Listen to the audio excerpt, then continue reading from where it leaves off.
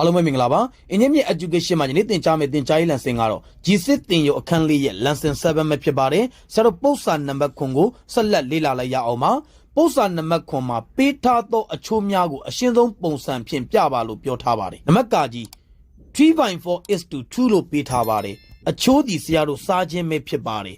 3/4 ကိုတီးပြီးတော့2နဲ့စားခြင်းပဲဖြစ်ပါတယ်အစားကိုအမြောက်ပြောင်းအောက်ကိန်းကိုပြောင်းမြန်လန်လို့ရရှိလာသောတန်ဖိုးဒီ 1/2 ပဲဖြစ်ပါတယ်ဆက်လက်ဖြည့်ရှင်းပေးပါမယ်ပိုင်းဝေချင်းချင်းမြောက်ပါမယ်ပိုင်းကြည့်ချင်းချင်းမြောက်ပါမယ်ရရှိလာသောတန်ဖိုးဒီ 3/8 ပဲဖြစ်ပါတယ်ဒါကိုဆရာတို့အချိုးချမယ်ဆိုရင် 3:8 ပဲဖြစ်ပါတယ်နံပါတ်ခါခွေပေးထားသောတန်ဖိုးဒီ2ပေ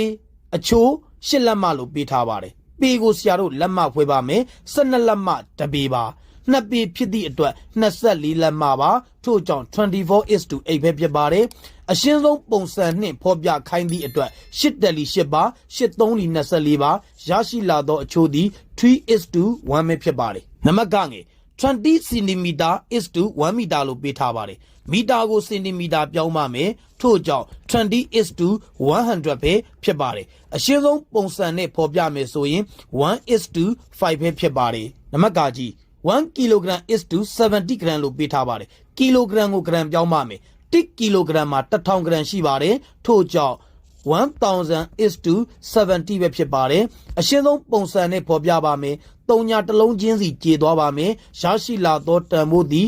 100 is to 7ပဲဖြစ်ပါတယ်ပုံစံတူပု္ပ္ပာ10ပုဒ်ရှိပါတယ်ကိုယ်တိုင်လေ့လာကြိုးစားပြီးတော့တွက်ကြည့်လို့ရပါတယ်အစင်မပြေသောပု္ပ္ပာများရှိရင်မေးမြန်းလို့ရပါတယ်ဒီနေ့သင်ကြားပေးခဲ့တဲ့သင်ကြားရေး lesson ကိုနားလည်လိမ့်မယ်လို့ထင်ပါတယ်အားလုံးကိုကျေးဇူးတင်ပါတယ်ရှင်လန်းချမ်းမြေ့ကြပါစေဗျာ